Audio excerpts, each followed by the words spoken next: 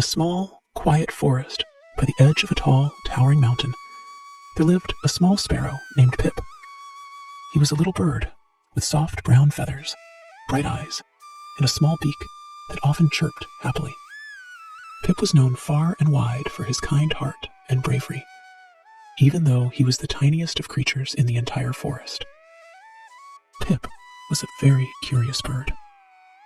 He loved to fly high into the air, looking at the world below him. He explored every corner of the forest, hopping from branch to branch and playing in the cool shade of the trees. He would visit the rabbits and squirrels, always helping them collect food or making sure the younger animals were safe. Pip was small, but he never felt that being small was a problem. He believed that being kind and brave was what truly mattered. However, there was one problem in the forest. Deep in the heart of the mountain, there was a cave, and in that cave lived Moss, a giant. Moss was enormous. His body was as large as the biggest tree in the forest. He had thick, green fur that covered his arms and legs, and his huge hands could break branches with a single touch. His eyes were as big as plates, and his voice was deep and heavy, like thunder. The animals of the forest had heard Moss's loud footsteps at night, but they had never seen him. They only saw broken trees and large footprints near the cave. The animals were frightened by these signs, and they whispered about the giant in the forest. "Moss is dangerous," they said. "He is so big. He could crush us." As the rumors spread, more and more animals started leaving the forest. The rabbits, the birds, and the deer all began to move away. They couldn't stay in a place where a giant lived, even though they had never seen him. Pip, however, wasn't afraid. He was sad to see his friends leave, but he didn't believe that Moss was dangerous. "I think Moss is lonely," Pip thought to himself. "Maybe he just needs a friend." One day, Pip decided that he would find out more about Moss. He wanted to be sure that the giant wasn't as scary as everyone thought. He had a plan. "I will go to Moss's cave and show him that we aren't afraid of him," Pip said. "Maybe he will come out and talk to me." And so, Pip flew off to the mountain, determined to learn the truth. The mountain was tall and covered with thick trees. It was a long journey, but Pip was not afraid. He flew high above the forest, looking down at the trees below him. The wind carried him gently through the air, and soon he reached the base of the mountain. There, he saw Moss's cave, a dark hole in the side of the rock, hidden deep within the mountain. Pip sat on a nearby branch, looking at the cave. "I need to show Moss that we aren't afraid of him," he said to himself, "but I don't want to scare him." Pip thought for a while, then had an idea. He would bring gifts to Moss, small, thoughtful gifts that would show the giant that the animals of the forest meant no harm. "I'll start by bringing some berries and flowers," Pip decided. He flew back into the forest, gathering the best berries he could find. He picked some small, colorful flowers and collected a few soft leaves. Once he had everything he needed, Pip flew back to the cave.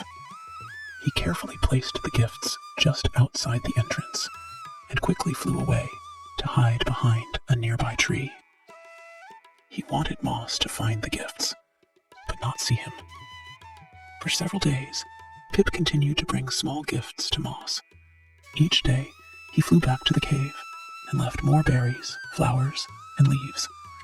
He always made sure to fly away quickly, so Moss wouldn't see him. Pip hoped that Moss would begin to notice the gifts and realize that the animals didn't mean any harm. But after a few days, Pip started to wonder. "Does Moss even know I'm leaving these gifts?" he thought. "Maybe he's not even looking."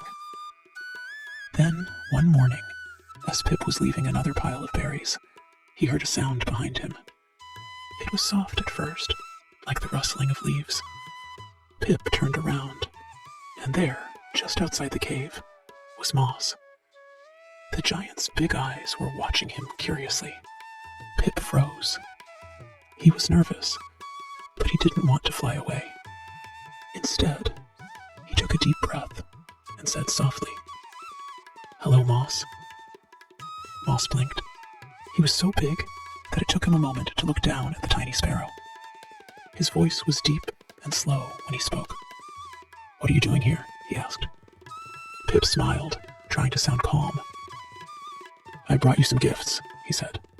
"Berries, flowers, and leaves. I thought you might like them." Moss looked at the gifts and then back at Pip. His big eyes were full of confusion. "Why are you giving me gifts?" Moss asked.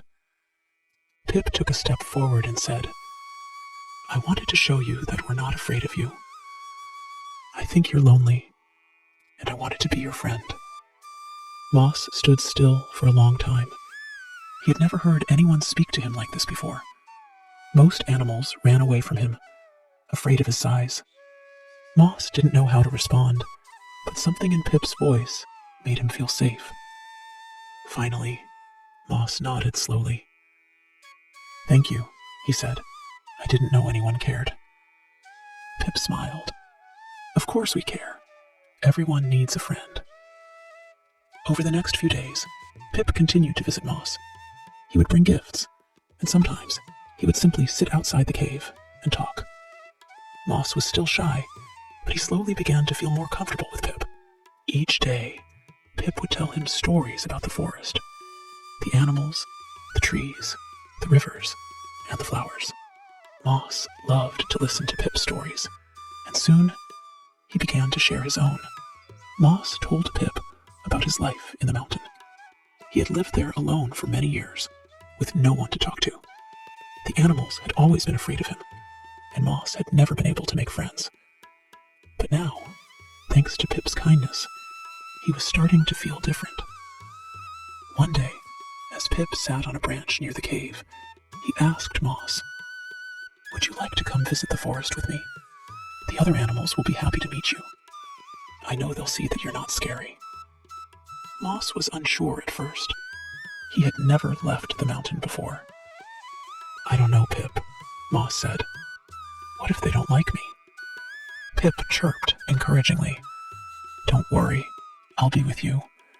We can go slowly, and I'll introduce you to everyone. I know they'll like you, Moss." Moss thought for a moment. He trusted Pip and wanted to make new friends. "Okay," he said finally. "I'll come with you." And so, the next morning, Pip and Moss set out for the forest together. It was a long journey, but Pip stayed close to Moss, guiding him through the trees. They moved slowly, but with each step, Moss grew more confident.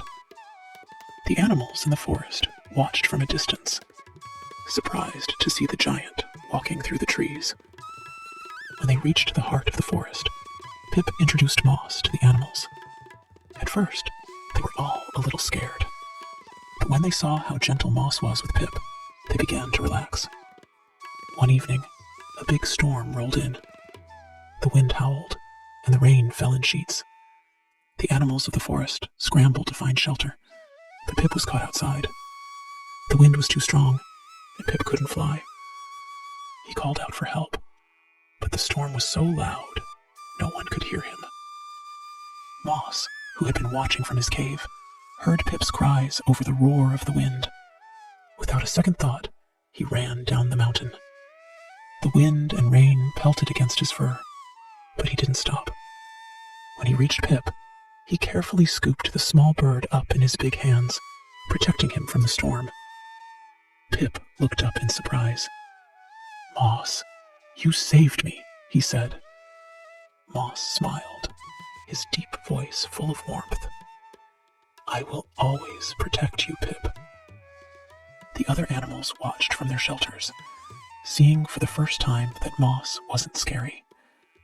He was kind and protective, and he had saved Pip from the storm. After the storm passed, the animals came out of their shelters and saw Moss standing with Pip. They gathered around, and Pip spoke to them. Moss is not a scary giant. He's our friend. He protected me during the storm, and he has a kind heart. The animals slowly began to trust Moss. They saw that he wasn't dangerous, and that he had been misunderstood for so long.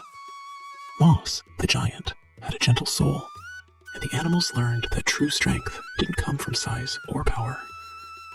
It came from kindness and courage. From that day on, Moss visited the forest often. He and Pip became best friends, and the animals of the forest learned not to judge someone by their size. They saw that everyone had something valuable to offer, and Moss's friendship brought a new feeling of peace to the forest. And so, the moral of the story spread through the trees. True strength comes from understanding, kindness, and the courage to be a friend.